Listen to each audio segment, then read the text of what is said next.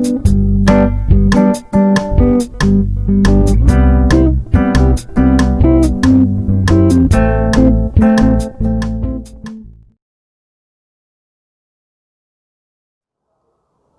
Friends, હું છું પ્રતિક પટેલ અને તમારું સ્વાગત કરું છું ભૌતિક વિજ્ઞાનના વિડીયો લેક્ચરમાં. વિદ્યાર્થી મિત્રો, આજે આપણે મળ્યા છીએ આપણા એક્ઝામ્પલ સેગમેન્ટમાં, જ્યાં આપણે આજે એક્ઝામ્પલની ચર્ચા કરીશું.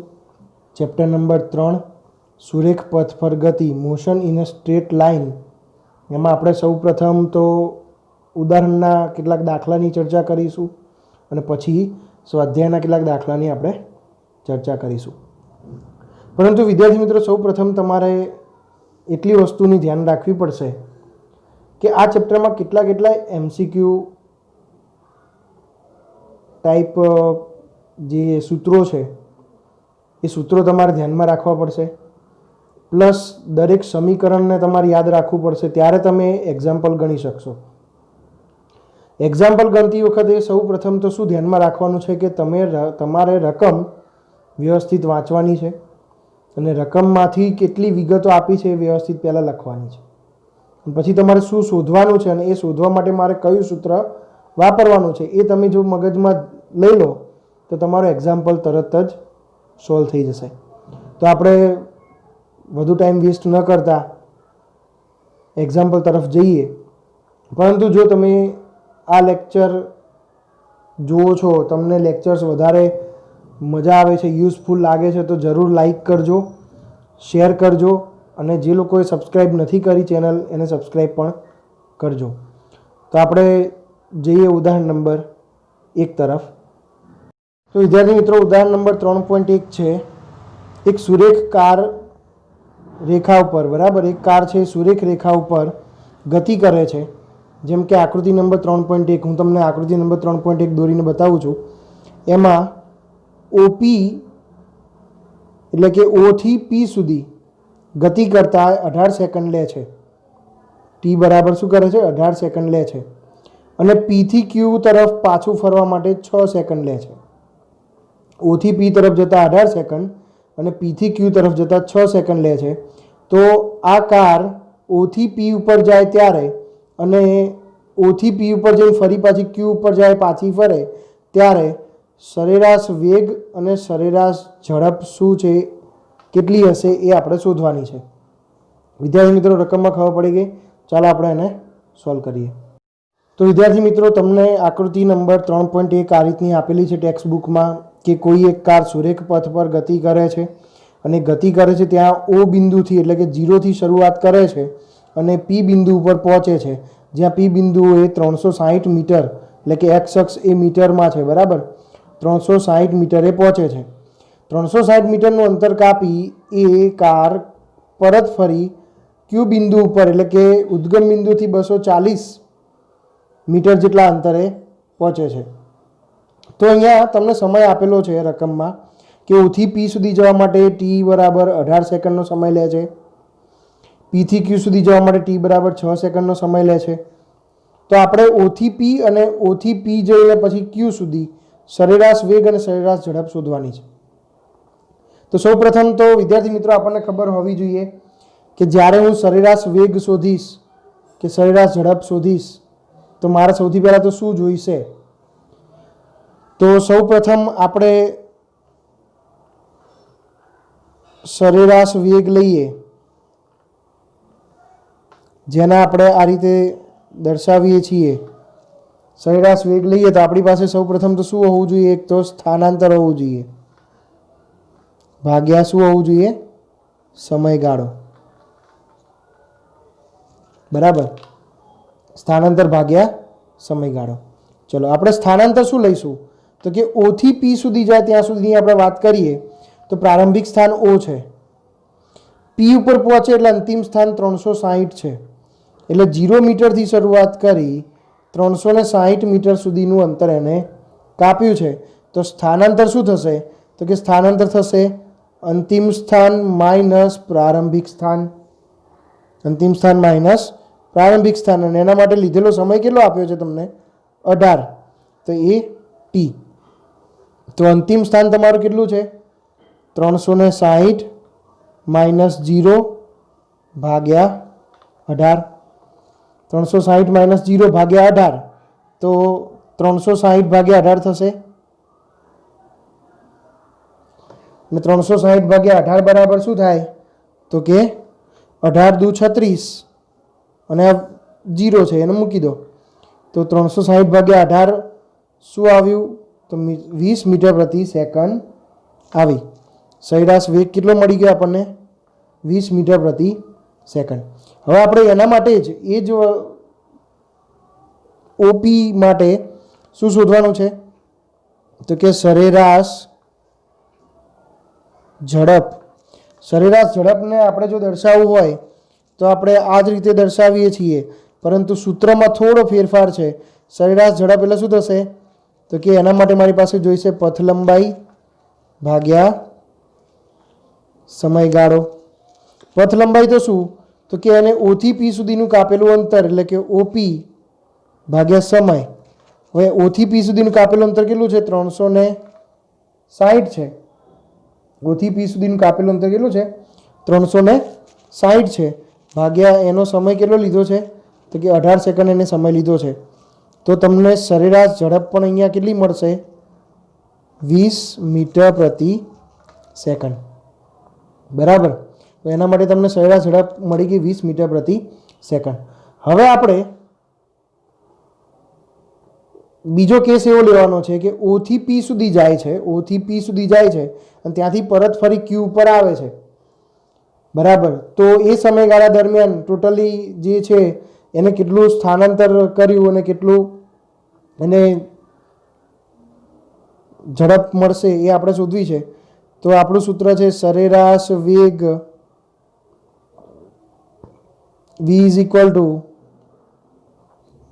સ્થાનાંતર ભાગ્યા સમયગાળો. તો હવે જો અહીંયા એ ભલે O થી લઈને પહેલાં P ગયો અને P થી પછી Q આવ્યો, પણ સ્થાનાંતર જ્યારે આપણે લઈએ છીએ ત્યારે આપણી પાસે બે જ વસ્તુ હોવી જોઈએ, એક તો અંતિમ સ્થાન અને એક પ્રારંભિક સ્થાન. તો પ્રારંભિક સ્થાન આપણી પાસે શું છે 0 છે. હવે અહીંથી આમ જઈને પછી ફરીને પાછો અહીંયા પહોંચ્યો એટલે એનું અંતિમ સ્થાન શું થયું 240 મીટર થયું. તો તમારી પાસે અંતિમ સ્થાન શું આવશે 240 મીટર માઇનસ પ્રારંભિક સ્થાન 0. ટોટલ સમયગાળો કેટલો લીધો તો જો ટોટલ સમયગાળો O થી પહેલાં P ઉપર ગયો એટલે 18 સેકન્ડ એ લીધી, P થી Q ઉપર આવ્યો એટલે બીજી 6 સેકન્ડ. એટલે ટોટલ સમયગાળો આપણે જોવા જઈએ તો 18 + 6, તો આપણી પાસે સ્થાનાંતર 240 ભાગ્યા એને ટોટલ સમય કેટલો લીધો 24 સેકન્ડ.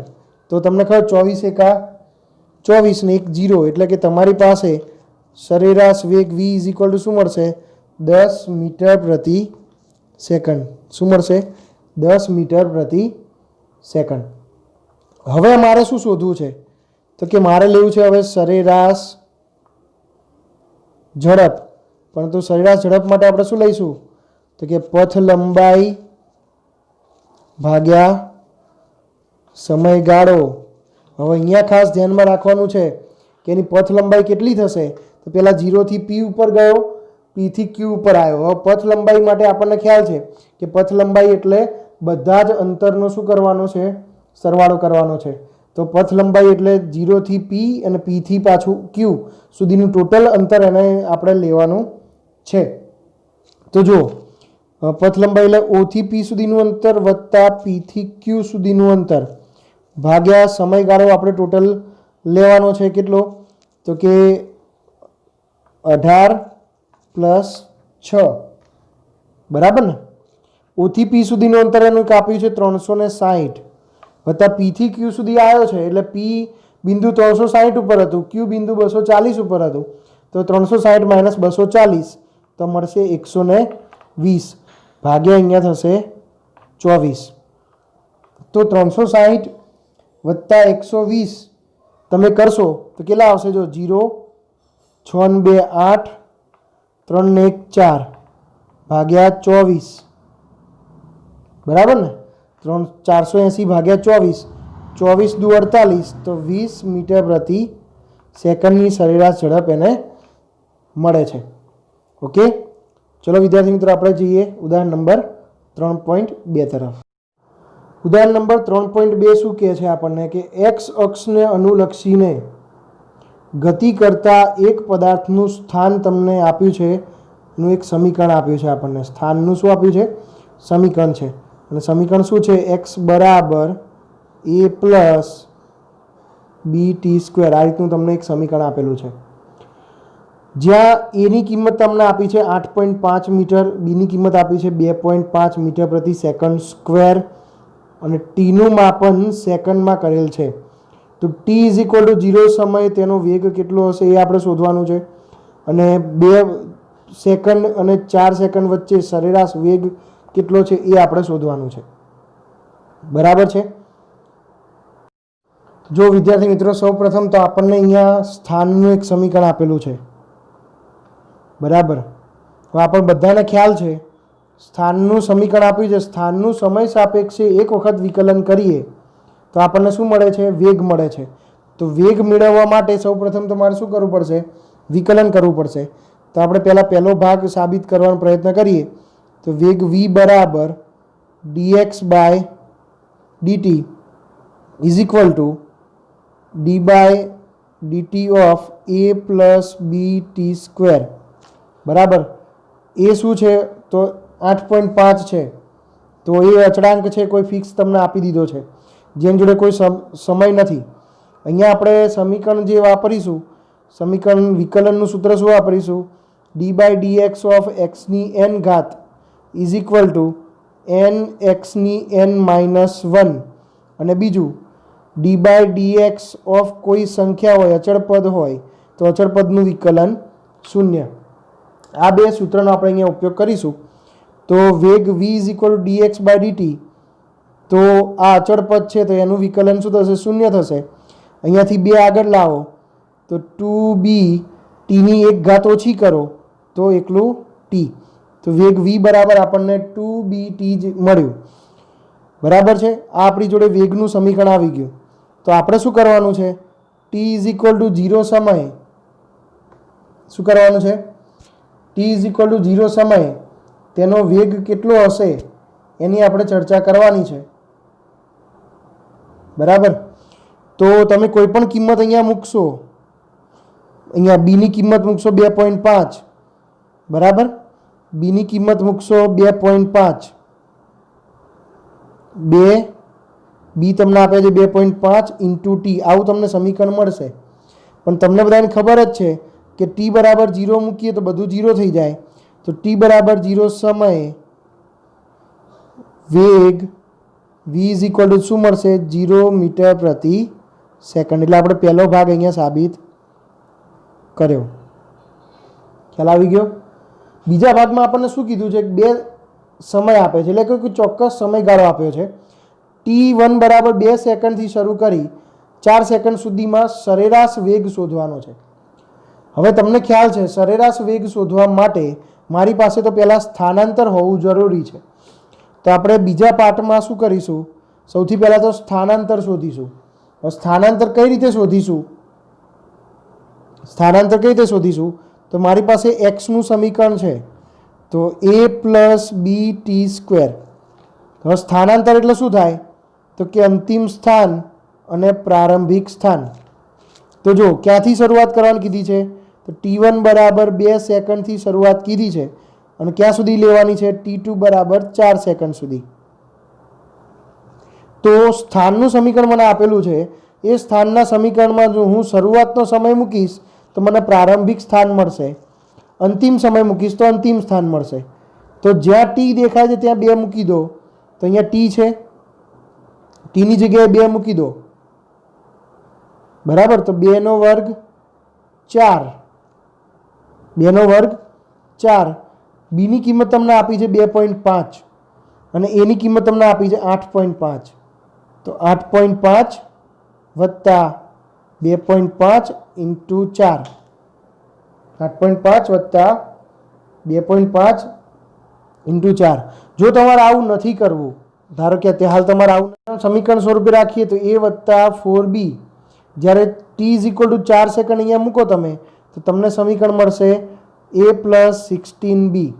હવે મને ખબર છે કે ભાઈ સ્થાનાંતર શોધવાનું છે, તો સ્થાનાંતર ડેલ્ટા એક્સ બરાબર શું થશે, x2 minus x1 is equal two x2 આપણે લઈએ a plus 16b minus a minus 4b બરાબર. x2ની જગ્યાએ આપણે આ કિંમત મૂકી દીધી, x1ની જગ્યાએ આ કિંમત મૂકી દીધી. એ કેન્સલ થઈ જશે. 16માંથી 4 બાદ કરવાના છે, તમારી પાસે શું વધશે, 12b વધશે બરાબર. 16માંથી 4 બાદ કરવાના છે એટલે 12b વધશે. તો મારી પાસે સ્થાનાંતર આવી ગયું બરાબર. સમયગાળો આપણી પાસે છે જ, 4થી લઈને 2ની બાદબાકી કરશો એટલે તમને સમયગાળો મળી જશે. તો સરેરાશ વેગ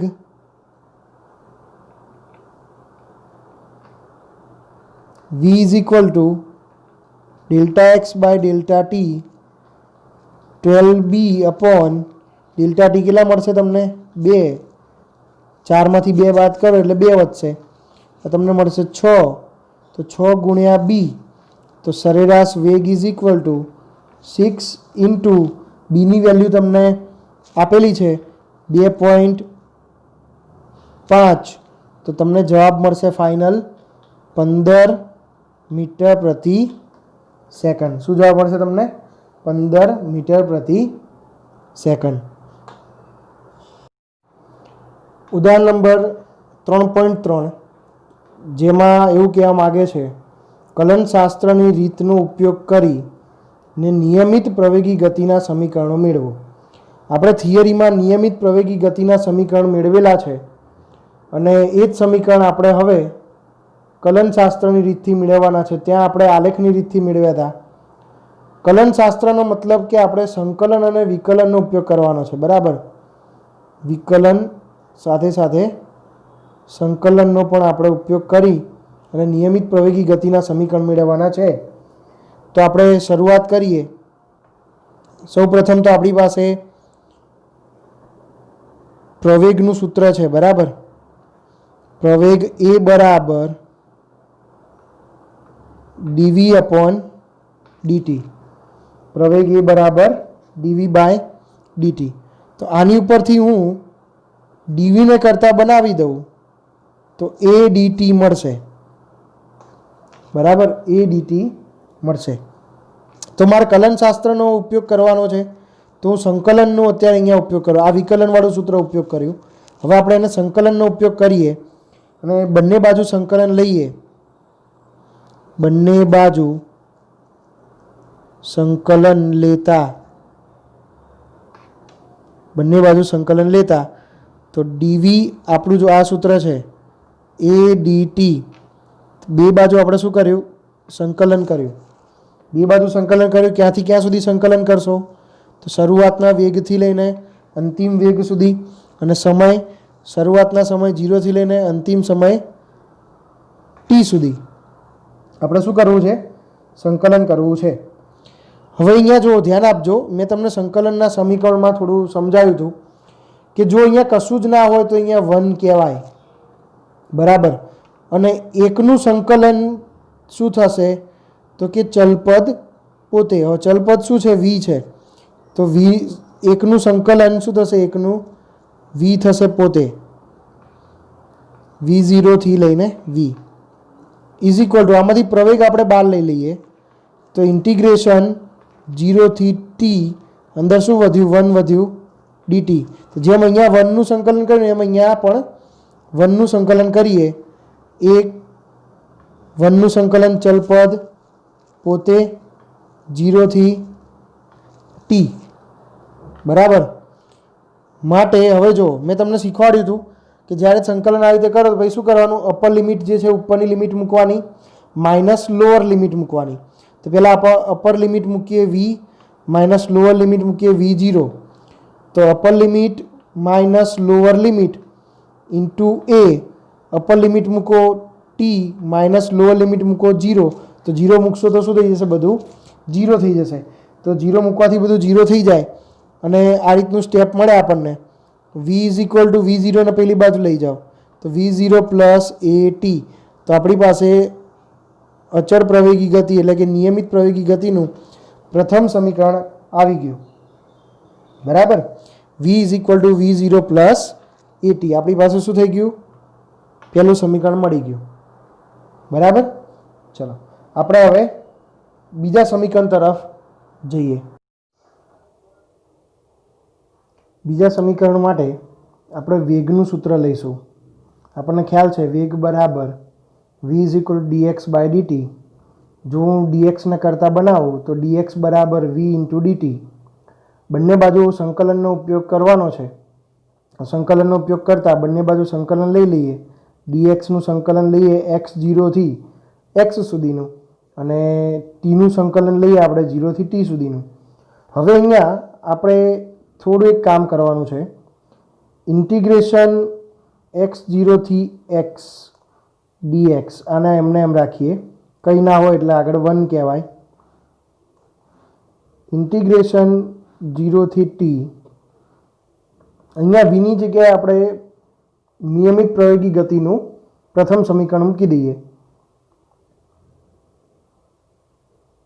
v0 plus at. v0 plus at dt. તો આપણને અહીંયા ખબર પડી કે vનું સમીકરણ આપણી પાસે આવું છે. v is equal two v0 plus at આવું છે. એટલે કે એ t ઉપર આધારિત છે. એક ટર્મ જે છે એ t ઉપર આધારિત છે. એટલા માટે આપણે એની કિંમત મૂકીએ છીએ. આને આપણે હજુ એમને એમ જ રહેવા દઈએ. ઇન્ટિગ્રેશન x0 થી x dx કંઈ ના હોય એટલે 1 કહેવાય. આને અંદર ગુણી નાખીએ તો આપણને અહીંયા શું મળશે? અને ન ગણવું હોય તો ડાયરેક્ટલી તમે એનું સંકલન કરવું હોય તો કરી શકો છો. ગુણવું હોય તો ગુણી શકાય અને ન ગુણવું હોય તો ડાયરેક્ટ સંકલન કરી શકાય. જો તમારે ડાયરેક્ટ સંકલન કરવું હોય તો આ સ્ટેપને આપણે કેન્સલ આઉટ કરવું પડશે. સીધું તમે એનું સંકલન કરી શકો છો. તો આપણે ડાયરેક્ટ સંકલન કરવાનું કરીએ તો અહીંયા કંઈ નથી એટલે 1 છે. 1નું સંકલન થશે ચલપદ પોતે અને ચલપદ પોતે થાય તો શું થશે? ચલપદ x છે તો x પોતે થશે અને લિમિટ તમે લખશો x0 થી x સુધી. બરાબર.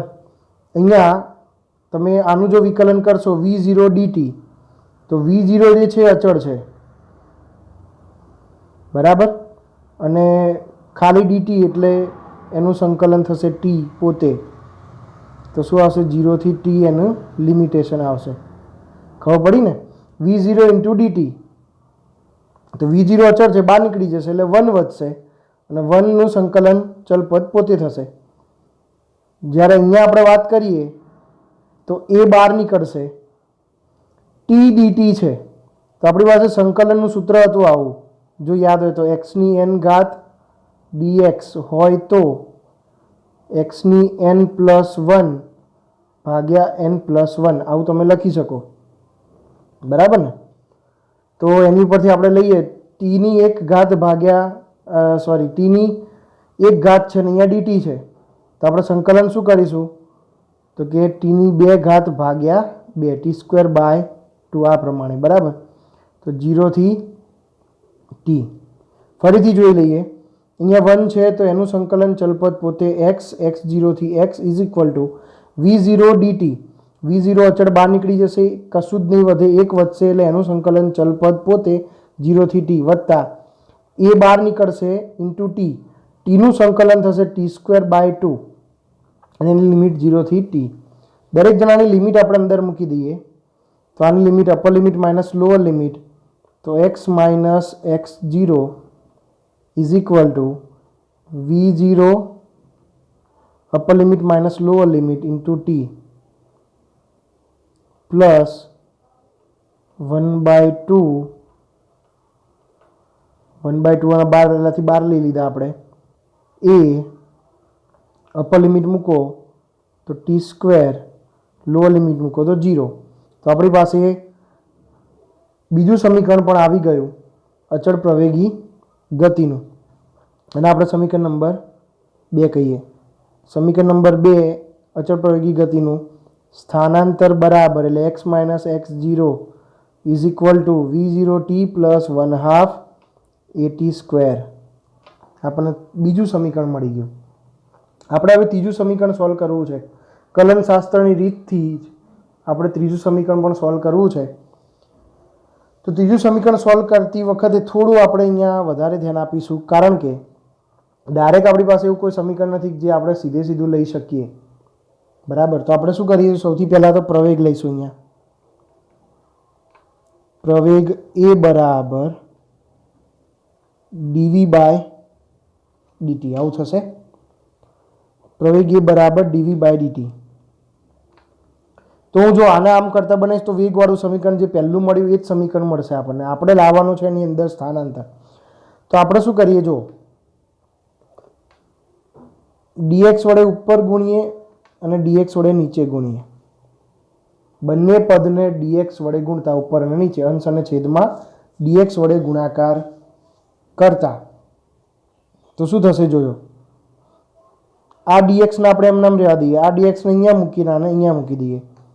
તો જો dv અપોન dx ગુણ્યા dt ના બાજુ લાયા છીએ આપણે dx બાય dt.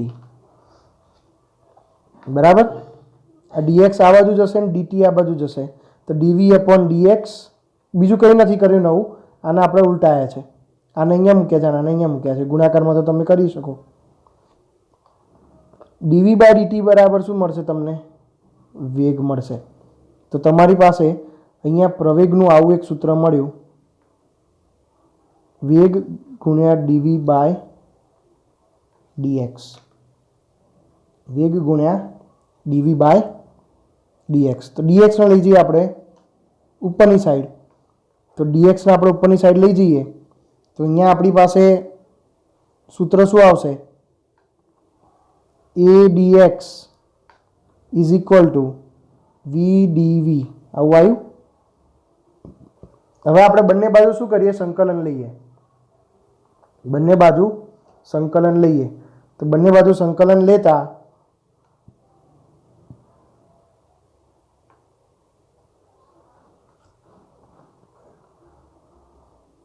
ચલો આપણી પાસે સૂત્ર આવું છે, a dx is equal two v dv. બંને બાજુ આપણે સંકલન લેવાનું છે. અહીંયા ચલપદ x છે. બરાબર, તો તમે અહીંયા શું કરશો? x0 થી x ચલપદ v છે, v0 થી v. બરાબર, ખ્યાલ આવી ગયો? અહીંયા a છે, પ્રવેગ છે. પ્રવેગ એ અચળ સંખ્યા છે, તો આપણે એને બહાર લઈ લઈએ. બરાબર, તો અહીંયા વધશે શું? x0 થી x, અહીંયા કશું જ નથી એટલે 1 dx. બરાબર, આ v છે એનું પણ સંકલન આપણે કરીશું, તો હાલ એમને એમ રહેવા દઈએ. બરાબર, ચલો હવે આપણે સંકલન કરીએ બંને બાજુ.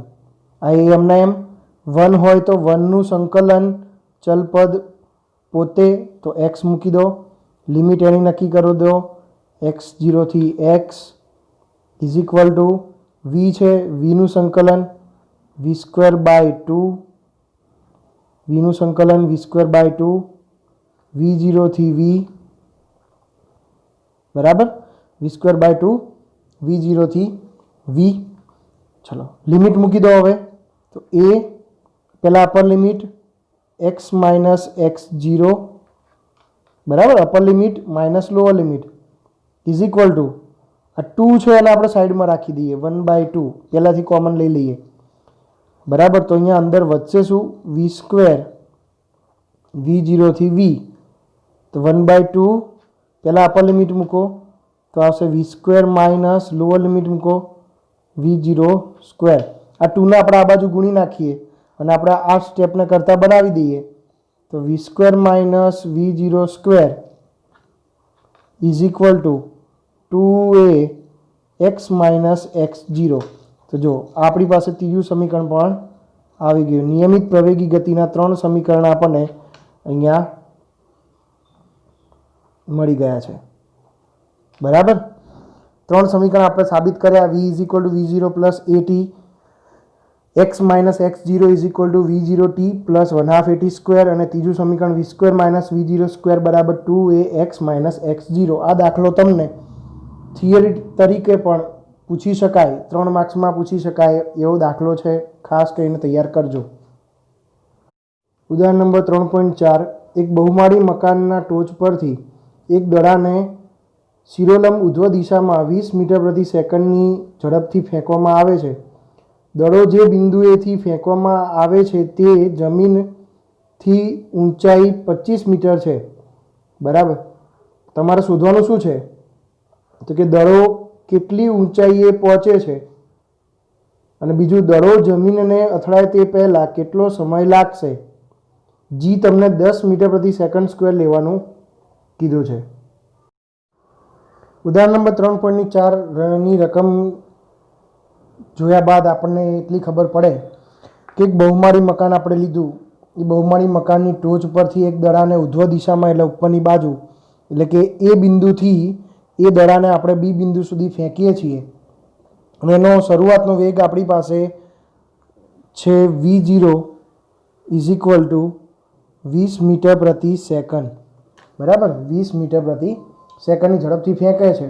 દડો જે બિંદુએ ફેંકવામાં આવે છે તે જમીનથી, જે બિંદુએથી ફેંકવામાં આવે છે તે બિંદુ જમીનથી કેટલું છે? 25 મીટરના ઊંચાઈએ છે. એટલે આ જમીન આપણે લીધી 25 મીટરની ઊંચાઈએ છે.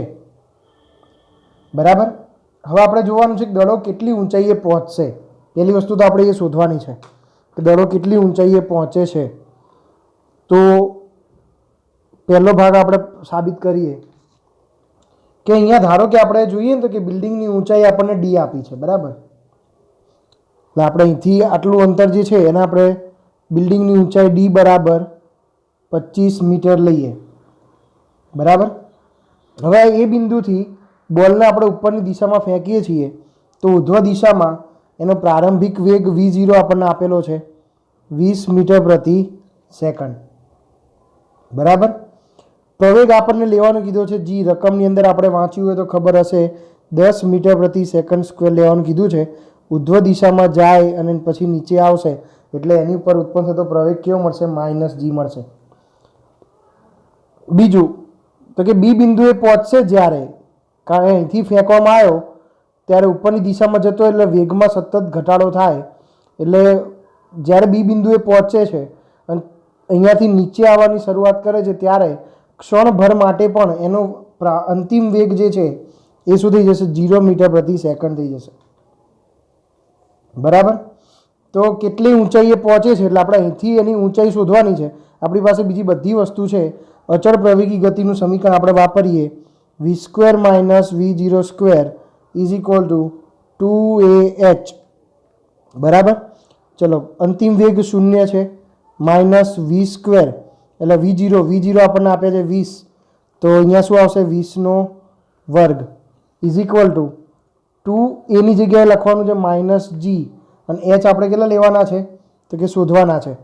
બરાબર, h જે છે એ આપણે h શોધવાના છે. તો આપણે અહીંયા એવું વિચારીએ કે 20નો વર્ગ શું થશે? 400. બરાબર, 10ની જગ્યાએ જીની જગ્યાએ માઇનસ, આ જે -g લખ્યું છે એની જગ્યાએ -10 મૂકો તમે તો -10 દુ 20 h આવું મળશે. માઇનસ માઇનસ કેન્સલ, 0 કેન્સલ, 2 વડે ભાગ ચાલે તો શું આવશે? 20 આવશે. એનો મતલબ h તમને કેટલા મળ્યા છે? 20 મીટર મળ્યા છે. એટલે અહીંથી બોલ ફેંકવામાં આવે તો 20 મીટરની ઊંચાઈ સુધી જશે. તો આ 20 મીટરની ઊંચાઈ સુધી જશે તો આ h બરાબર 20 મીટર આપણે સાબિત કર્યું, અને આ બિલ્ડિંગ છે 25 મીટરની, તો ટોટલ અંતર કેટલું થયું? તો કે 45 મીટર થયું. તમારી બુકમાં દર્પણની બુકમાં તમારી અંદર અહીંયા પ્રિન્ટિંગ મિસ્ટેક આપી છે, સેન્ટીમીટર લખ્યું છે, એની જગ્યાએ શું કરવાનું છે? આપણે મીટર કરવાનું છે. બરાબર, તો આપણે બીજી વસ્તુ જે શોધવાની છે, બીજું શું શોધવાનું છે તો કે એ પદાર્થને જમીન સુધી પહોંચતા, જ્યારે પદાર્થ નીચે પડે છે, નીચે પણ અહીંયા જમીન સુધી આવે છે, ત્યાં સુધી આવતા કેટલો સમય લાગશે? તો કેટલો સમય લાગશે તો એના માટે સીધી વસ્તુ છે આપણી પાસે, અંતર છે, બરાબર, ઊંચાઈ છે, સ્થાનાંતર છે આપણી પાસે, પ્રારંભિક વેગ છે, બરાબર, પ્રવેગ છે. તો આપણે બીજું સમીકરણ વાપરીએ, અચળ પ્રવેગી ગતિનું બીજું સમીકરણ x - x0 વાળું હતું ને એ સમીકરણ, પણ અહીંયા આપણે y દિશામાં બધું લીધું છે તો y દિશામાં લખીએ. y - y0 is equal two v0t plus 1/2 at², બરાબર ને? y છે આપણી પાસે કેટલું છે? 0 છે, કારણ કે છેલ્લે અહીંયા તો શું થઈ જશે? અંતર 0 થઈ જશે. જમીનથી અહીંયા અંતર આપણે બધું જમીનથી માપીએ છીએ ને, તો અહીંયા જમીન ઉપર પહોંચે તો અંતર 0 થઈ જાય. તો y બરાબર 0 લઈશું આપણે metre. y0 is equal two કેટલા લઈશું? તો કે y0 ઇઝ ઇક્વલ ટુ ક્યાંથી બોલને ફેંક્યો તો? અહીંયાથી ફેંક્યો તો. તો આ કેટલી ઊંચાઈ છે? તો 25 છે. તો y બરાબર 25 મીટર. શરૂઆતનો વેગ હતો v0 is equal to 20 metre પ્રતિ સેકન્ડ, બરાબર. અને સમય આપણે શોધવાનો છે.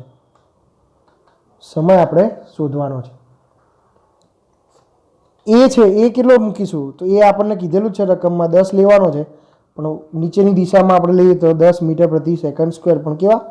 માઇનસ, બરાબર. તો આપણી પાસે જે સમીકરણ છે, સમીકરણમાં બધી કિંમતો આપણે મૂકી દઈએ, બરાબર. આ સમીકરણને આપણે આ રીતે પણ લખી શકાય, લખવું હોય તો y is equal two y0 plus v0t plus 1/2 at². y is equal two 0, y0 is equal two 25,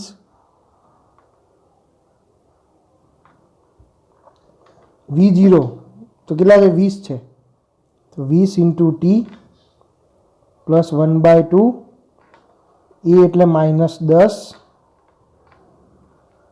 બરાબર. એ એટલે -10 અને t આપણે શોધવાનું છે એટલે અહીંયા t². -10 નીકળી એટલે 5 વધશે, બરાબર. તો આપણને સમીકરણ શું મળશે? જો અહીંયા આવું આપણને સમીકરણ મળશે. અહીંયા માઇનસ છે તો આગળ પહેલાં આપણે લખીએ -5t² plus 20t plus 25 is equal two 0. આવું મળશે આપણને સમીકરણ. માઇનસ કોમન કાઢો અને 5 કોમન કાઢો તો પણ નીકળે, બરાબર ને? ચલો 5 અને -5 કોમન કાઢી દઈએ. તો -5 કોમન કાઢો તો અહીંયા શું વધે? t². માઇનસ કોમન નીકળે એટલે માઇનસ થઈ જાય. 5 ચોક 20 t, અહીંયા માઇનસ થઈ જાય. 5/25 ઇઝ ઇક્વલ ટુ 0. હવે આવું તમે બહુપદી જે છે અવયવ પાડો, એવું તમે 9-10માં ભણતા આવ્યા છો. તો અવયવ પાડો ઉપરથી આપણે જો શું કરીએ? 5 એકા 5 અને 5ના એવા બે ભાગ પાડો કે બાદબાકી શું આવશે? 4 આવશે અને મોટી સંખ્યાની નિશાની માઇનસ રહેશે. આ નિશાની છે મોટી સંખ્યાની રહે અને આ બાદબાકી 4 થવી જોઈએ. તો કે 5 એકા 5, 5ના બે ભાગે 5 એકા 5 પડે, 5માંથી 1 જાય તો 4. તો આના બે ભાગ આપણને શું મળશે? તો કે t - 5 t પ્લસ 1. તો 5માંથી 1 જાય તો -4 વધે, -4 આવી ગયા, બરાબર, ઇઝ ઇક્વલ ટુ 0.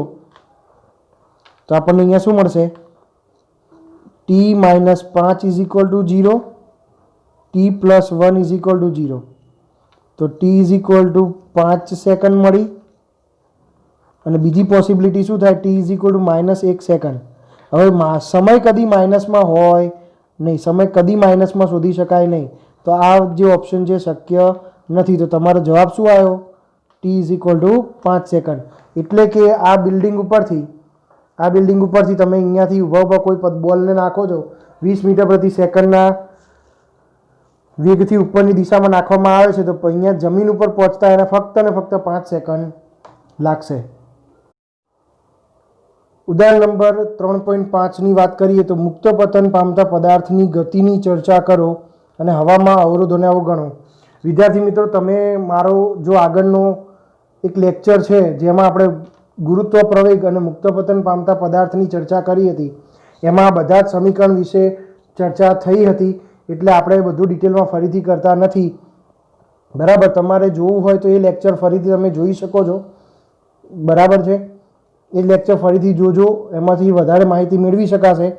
અહીંયા આપણે ખાલી એક વસ્તુ સમજી લઈએ કે અચળ પ્રવેગી ગતિ કરતાં સમીકરણ જે છે આપણી પાસે, એ સમીકરણમાં આપણે પ્રારંભિક વેગ છે 0 મૂકીએ, પ્રવેગને આપણે -g તરીકે લઈએ, g એટલે 9.8 લઈએ, 9.8 મીટર પ્રતિ સેકન્ડ સ્ક્વેર, અને ડી છે એની જગ્યાએ આપણે વેગ લઈએ y લઈએ, કારણ કે y દિશામાં નીચેની તરફ આવે છે. તો આ બધી જ કિંમતો મૂકી દઈએ અચળ પ્રવેગી ગતિના સમીકરણમાં, તો આપણને આ 3 સમીકરણ મળશે. v બરાબર -gt, y બરાબર -1/2 gt સ્ક્વેર અને v square is equal two -2gy. આની અંદર તમારે બીજું કંઈ નહીં, વધારે આગળ ગણતરી કરવી હોય તો શું કરી શકો તમે, તો કે આની અંદર g ની કિંમત મૂકી શકો. બરાબર, v ઇઝ ઇક્વલ ટુ આની અંદર આપણે વધારાની કિંમત મૂકી શકાય -9.8 ઇન્ટુ ટી, બરાબર, મીટર પ્રતિ સેકન્ડ. હવે ટી સમય જે તમને આપ્યો હોય એ પ્રમાણે તમે એ સૂત્ર લઈ શકો. y ઇઝ ઇક્વલ ટુ -1/2, જીની જગ્યાએ મૂકી શકો 9.8 T square is equal two તમને જવાબ મળે -4.9 ટી સ્ક્વેર મીટર. અને છેલ્લે v square is equal two તમને જવાબ મળશે -2 9.8, વાયની તમને જે પણ કિંમત આપી હોય, અહીંયા તમે 98 દુ 196 એટલે 9.8 છે તો 19.6, બરાબર. અહીંયા -2 જે હતા ને અહીંયા ગુણી નાખ્યા તો વધશે શું, અહીંયા છે મીટર સ્ક્વેર સેકન્ડની -2, v સ્ક્વેર બરાબર, એની પરથી v તમારે શોધવો હોય તો તમારે શું કરવું પડે, અંડરરૂટ કરવું પડે -19.6 મીટર પ્રતિ સેકન્ડ. તો આ રીતે તમને મુક્ત પતન પામતા પદાર્થ માટે ગતિની ખબર પડે છે.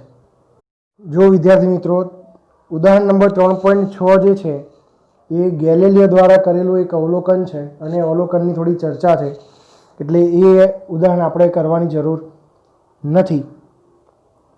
ઉદાહરણ નંબર 3.7 સ્ટોપિંગ ડિસ્ટન્સ. આ સ્ટોપિંગ ડિસ્ટન્સની આપણે એક આખી થિયરી આગળની મારા થિયરી સેક્શનમાં આપણે ભણ્યા છીએ, અને એ જ બેઠી થિયરી અહીંયા પણ દાખલા તરીકે તમને આપેલી છે. એટલે 3.7 જે છે સ્ટોપિંગ ડિસ્ટન્સનું સૂત્ર મેળવો, એ સ્ટોપિંગ ડિસ્ટન્સની વ્યાખ્યા, એનું સૂત્ર અને કઈ રીતે એનો ઉપયોગ થાય છે તે પણ એની અંદર આપણે થિયરી સેક્શનમાં ચર્ચા કરી હતી. એટલે અહીંયા હું વધારે ચર્ચા કરતો નથી. જેને પણ આ દાખલા માટે થિયરી સેક્શનમાં જવું હોય એ જઈને સ્ટોપિંગ ડિસ્ટન્સનો લેક્ચર ફરીથી જોઈ શકે છે અને ત્યાંથી એને આખી માહિતી મળશે. એ જ જે થિયરીમાં ત્યાં મેં ચલાવ્યું હતું એ જ વસ્તુ અહીંયા જ તમારે કરવાની છે. સૂત્ર છે ds બરાબર v0 square upon 2a. Okay, એના પછી જે છે 3.8 ઉદાહરણ નંબર 3.8 જે છે એ પ્રતિક્રિયા સમય છે, એના પણ વિશે આપણે ડિટેલમાં ચર્ચા કરી હતી. સ્ટોપિંગ ડિસ્ટન્સનો જે લેક્ચર હતો એ જ લેક્ચરમાં આપણે પ્રતિક્રિયા સમયની પણ ચર્ચા કરી હતી. બરાબર, તો પ્રતિક્રિયા સમયની જે ચર્ચા કરી છે એ જ ચર્ચા આપણે અહીંયા આગળ ફરી કરવી નથી, કારણ કે એ વખતે જ ભણ્યા હતા. તેમ છતાં પણ એક વખત તમને હું ખાલી નાની હિન્ટ આપી દઉં કે જ્યારે કોઈ અકસ્માત થવાનો હોય ત્યારે એ અકસ્માત થવાનો છે એની સંભાવના જાણી વિચારી અને એને રોકવા માટે જે પણ પ્રયત્ન વ્યક્તિ દ્વારા કરવામાં આવે છે એ એનો પ્રતિક્રિયા સમય કહેવાય. બરાબર, અને પ્રતિક્રિયા સમય જાણવા માટે તમને અહીંયા એક એક્ઝામ્પલ આપેલો છે. એ એક્ઝામ્પલમાં શું કહેવા માગે છે એની આપણે ચર્ચા અત્યારે કરી છે. તમે રકમને ધ્યાનથી જોશો તો રકમમાં તમને એવું આપેલું છે કે તમારા મિત્રને એક ફૂટપટ્ટી આપો અને તેને કહો કે તે ફૂટપટ્ટી તમારા એક અંગૂઠા અને બાકીની 4 આંગળીઓની વચ્ચેની જગ્યામાં શિરોલંબ રીતે પડતી મૂકે. બરાબર, અને તરત જ તમે તેને પકડો છો. તો એ પકડો છો તો કેટલું અંતર પહેલાં હતું અને એ પડતી મૂકી દે છે અને તમે જ્યારે પકડો છો એ વખતે કેટલું અંતર એ ફૂટપટ્ટી વડે નીચે ગયું એ અંતરને માપો. બરાબર. અહીંયા ધારો કે તમને આ ઉદાહરણમાં સમજવા માટે તમને એ ડી અંતર જે છે એ ડી અંતર 21 સેન્ટીમીટર આપ્યું છે. ડી અંતર શું આપ્યું છે? 21 સેન્ટીમીટર આપ્યું છે. તો પ્રતિક્રિયા સમય આપણે શોધવો છે. પ્રતિક્રિયા સમય શોધવા માટે આપણે શરૂઆતનો વેગ છે v0 શું લઈશું? 0 લઈશું. જ્યાં આપણી પાસે પ્રવેગનું સૂત્ર છે 9.8 મીટર પ્રતિ સેકન્ડ સ્ક્વેર. પ્રવેગની કિંમત આપણી પાસે છે. તો મારે ટી શોધવો છે. બરાબર.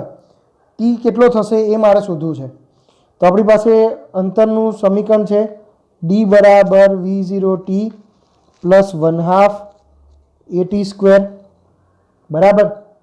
આપણી પાસે અંતરનું સમીકરણ છે ને ડી બરાબર v0t પ્લસ 1/2 at સ્ક્વેર. હવે ડી છે આપણી પાસે કેટલું છે? 21 છે, હે ને? પણ એ બધું આપણે અત્યારે હાલ નથી કરવું. પહેલાં આપણે ટીને કરતાં બનાવી દઈએ. કઈ રીતે? તો જો v0 0 એટલે આ પદ શૂન્ય થઈ જશે. માટે d શું લઈશું? 1/2. હવે ફૂટપટ્ટી નીચેની તરફ આવે છે ને એટલે આપણે શું લઈશું? અહીંયા માઇનસ. તો a બરાબર શું મૂકીશું? -g. તો અહીંયા -g t સ્ક્વેર. તો d શું મળશે તમને? -g t square by 2. પરંતુ અહીંયા જો તમે મૂલ્ય સ્વરૂપમાં લેતા હોય, આપણે ત્યાં હાલ દિશાની કોઈ જરૂર નથી, મૂલ્ય સ્વરૂપમાં લેવું છે તો મૂલ્યમાં લઈએ તો માઇનસ નિશાનીને અવગણી શકાય. gt square by 2. 2 જશે ઉપર ને g આવશે નીચે. તો t square = 2d upon g. આવું સૂત્ર થાય 2d અપોન g. તો સ્ક્વેર દૂર કરીએ તો વર્ગમૂળ આવશે. તો 2d અપોન g એનું આપણે શું કરીશું? વર્ગમૂળ લઈશું. બરાબર. માટે t √2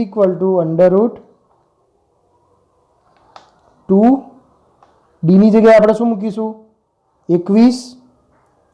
બરાબર. હવે 21 સેન્ટીમીટર છે તો આપણે એને મીટરમાં ફેરવવામાં 0.21 મીટર લખીશું.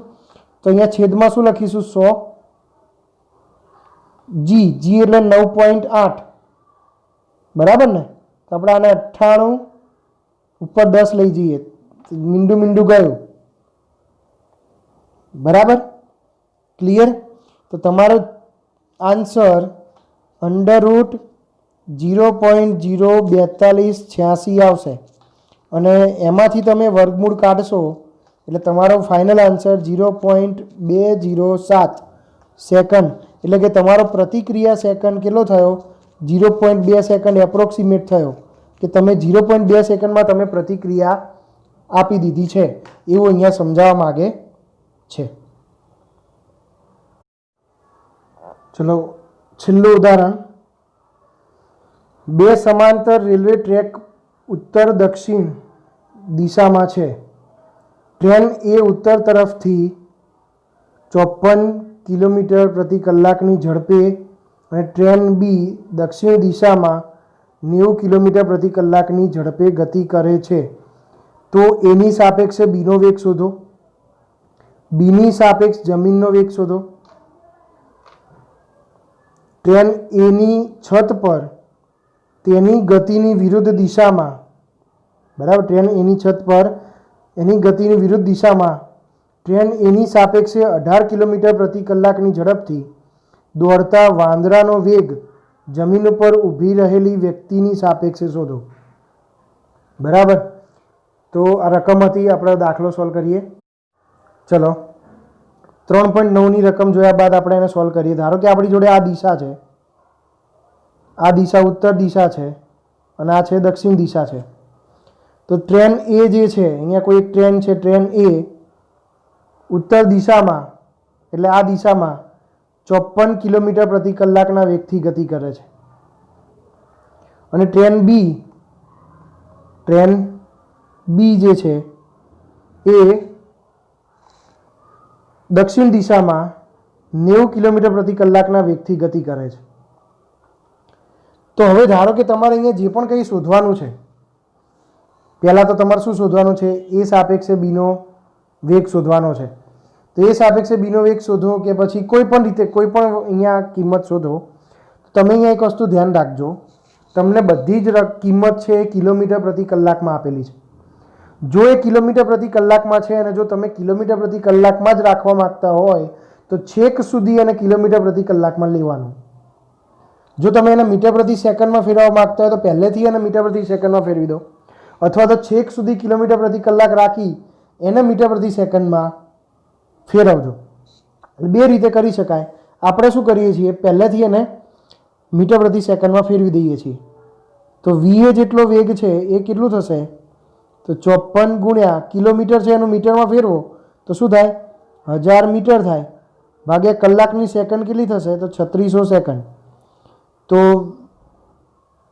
ટ્રેન એનો વેગ આપણને 15 મીટર પ્રતિ સેકન્ડ મળ્યો. કેટલો મળ્યો, 15 મીટર પ્રતિ સેકન્ડ.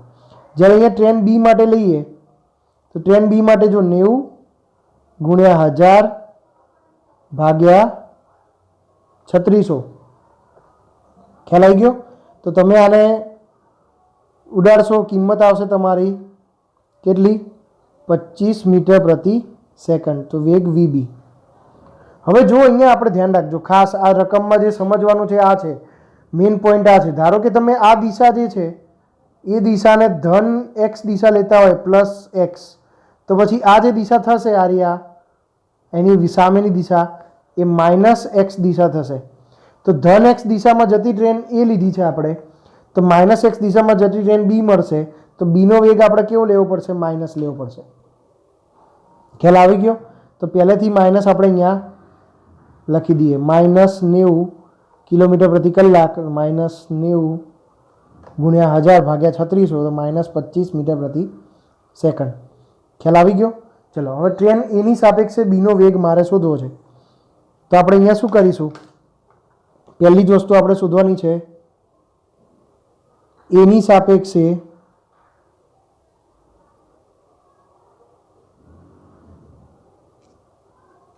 બીનો વેગ. એની સાપેક્ષે બીનો વેગ લેવાનો છે. તો આપણે સૌથી પહેલાં તો શું શોધવાનું થશે, એને આપણે શું કહીશું, એની સાપેક્ષે બીનો વેગ એટલે VBA. ધ્યાન રાખજો, જેની સાપેક્ષે શોધતા હોય એને પાછળ રાખવાનું અને જેનું શોધતા હોય એ આગળ રાખવાનું. તો એની સાપેક્ષે બીનો વેગ, તો VBA બરાબર VB માઇનસ VA. શું થાય, VB માઇનસ VA. ચલો VB કેટલા છે, -25, માઇનસ VA કેટલા છે, તો કે 15. તો -25 -15 તો શું આવશે, -40. બરાબર. માઇનસ માઇનસ પ્લસ એટલે બંનેનો સરવાળો, મોટી સંખ્યાની નિશાની, 40 મીટર પ્રતિ સેકન્ડ. તો તમને એની સાપેક્ષે બીનો વેગ મળી ગયો 40 મીટર પ્રતિ સેકન્ડ. ચાલો હવે તમારે બીજી વસ્તુ શું શોધવાની છે, તો બી સાપેક્ષે જમીનનો વેગ. કારણ કે જે બી ટ્રેનમાં બેઠેલો કોઈ વ્યક્તિ હશે તો એ વ્યક્તિ જો બહાર જોશે બારીની, તો જમીન છે, જમીન ઉપર ઊભેલો કોઈ વ્યક્તિ છે કે ઊભેલો ઉપર જમીન પર પડેલી કોઈ વસ્તુ છે, એ વસ્તુ એને પાછળની તરફ ગતિ કરતી દેખાશે. તો એ ટ્રેનની સાપેક્ષે જમીનનો વેગ કેટલો થાય એ મારે લેવો છે. તો સૌથી પહેલાં તો જો આપણી પાસે VB છે, કેટલા છે, તો કે -25 મીટર પ્રતિ સેકન્ડ. હવે જમીન છે તો ગતિ કરતી નથી ને, ગ્રાઉન્ડ જે છે, તો VG ઇઝ ઇક્વલ ટુ આપણે શું લઈશું, 0 મીટર પ્રતિ સેકન્ડ. તો બીની સાપેક્ષે જમીન એટલે કે જીનો વેગ આપણે લેવો હોય તો એને આપણે શું કહીશું, VGB. બીની સાપેક્ષે ગ્રાઉન્ડ જમીનનો વેગ આપણે શું લખીશું અહીંયા, VG માઇનસ VB. બરાબર. તો VG છે કેટલા છે, 0 છે, માઇનસ VB -25 છે, તો માઇનસ માઇનસ પ્લસ થઈ જશે, તો 25 મીટર પ્રતિ સેકન્ડ. એટલે બી ટ્રેનમાં બેઠેલા વ્યક્તિને જમીન છે એ 25 મીટર પ્રતિ સેકન્ડના વેગથી પાછળની તરફ જતી હોય એવું દેખાશે. બરાબર. બી ટ્રેન છે ઋણ દિશામાં જાય છે એટલે જમીન ધન દિશામાં જતી દેખાશે, એટલે એનો વેગ આવ્યો +25 મીટર પ્રતિ સેકન્ડ. ક્લિયર? ચલો ત્રીજી વસ્તુ શું આપણે શોધવાની હતી કે ત્રીજી વસ્તુમાં શું હતું કે જો ટ્રેન એની છત ઉપર તેની ગતિની વિરુદ્ધ દિશામાં, એટલે ધારો કે આપણી પાસે આ ટ્રેન છે, બરાબર, ટ્રેન એ છે આ રહી, એ ટ્રેન એ આ રીતે આ દિશામાં જાય છે, ઉત્તર દિશામાં, બરાબર. તો અહીંયા કોઈ વાંદરો છે,